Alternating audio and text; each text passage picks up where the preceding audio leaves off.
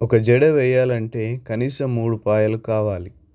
అదే విధముగా కుటుంబం కట్టబడాలంటే 3 పాయలు కావాలి. భర్త ఒక పీట, భార్య ఒక పీట అనుకుంటే వీరిద్దరిని కలిపేదే మూడో పీట. ఆ మూడో పీట ఏమిటో ఇప్పుడు చూద్దాం. భార్య, భర్త వీరిద్దరు ఎక్కడో పుట్టి మరెక్కడో చదువుకొని ఉంటారు. వీరిద్దరు పెరిగిన వాతావరణం మరియు పెంచబడిన విధానం కూడా వేరువేరుగా ఉంటాయి. అదే విధముగా వీరు వచ్చిన కుటుంబ పద్ధతులు, వీరి అభిరుచులు వేరువేరుగా ఉంటాయి.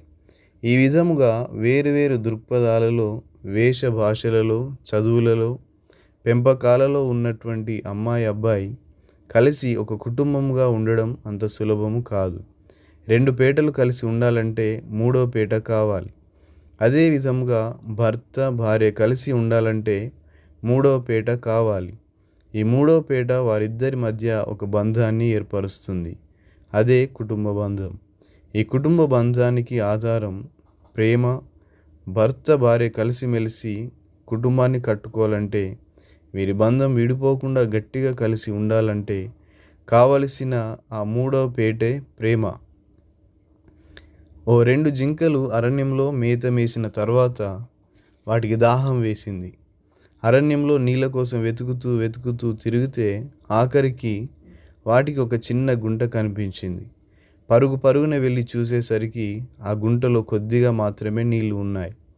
అప్పుడు ప్రేమ కలిగిన మగజింక ఆడజింకతో, మొదటగా నీవు త్రాగు అని అంటే, అప్పుడు ఆడజింక లేదు మొదటగా నీవే త్రాగాలి అని అన్నదట. నీవు ముందు త్రాగు అంటే నీవు ముందు త్రాగు అని అనుకుంటున్నాయి, కానీ ఏది త్రాగడం లేదు.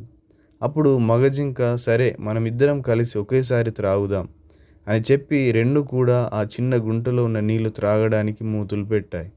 2 త్రాగుతున్నాయి, కానీ ఆ గుంటలో ఉన్న నీళ్లు మాత్రం ఒక్క చుక్క కూడా తరిగిపోవడం లేదు. కారణం, మగజింక ఆడజింక 2 మూతులైతే పెట్టాయి, కానీ నాకంటే ఎక్కువగా నా భర్త దాహం కలిగి ఉన్నాడు కావున తనని త్రాగనిద్దామని ఆడజింక, నాకంటే ఎక్కువగా నా భార్య దాహం కలిగి ఉంది కావున తనని త్రాగనిద్దామని మగజింక, ఇలా ఇద్దరు ఒకరి గూర్చి ఒకరు ఆలోచిస్తూ అక్కడ ఉన్న నీళ్లు త్రాగలేదు.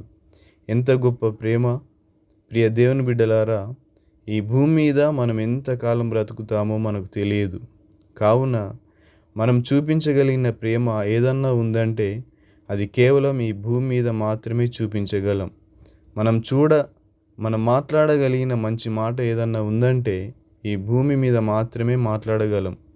మనం చేయగలిగిన సహాయం ఏదైనా ముందుగా భూమి మీదనే చేయగలం. ఒకసారి మనం కన్ను మూసిన తర్వాత ఈ భూమి మీదకు రాము. కావున వ్యర్థమైన కోపతాపాలను, గొడవలను, మనస్పర్ధలను విడిచి క్రీస్తు ప్రేమతో కుటుంబాన్ని కట్టుకొని ఆశీర్వాదకరమైన జీవితాన్ని జీవించాలని మనవి. ప్రేమలో ఉన్న గొప్పతనం. ప్రేమ దీర్ఘకాలము సహించును. 1 కొరింథీయులకు రాసిన పత్రిక 13:4. ప్రేమ మాటల్లోనూ క్రియల్లోనూ చూపించును. 1 కొరింథీయులకు రాసిన పత్రిక 13:4. ప్రేమలో మత్సరము కనిపించదు. ప్రేమ డంబముగా ప్రవర్తించదు. ప్రేమ స్వార్థానికి తావివ్వదు. 1 కొరింథీయులకు రాసిన పత్రిక 13:5.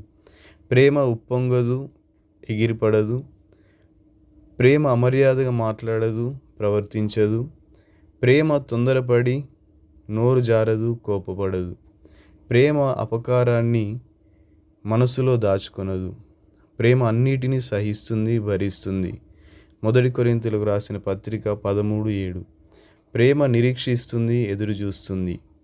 ప్రేమ ఇంతలో ఉండి అంతలో పోయేది కాదు, అది శాశ్వత కాలం ఉండేది. Thank you. God bless you.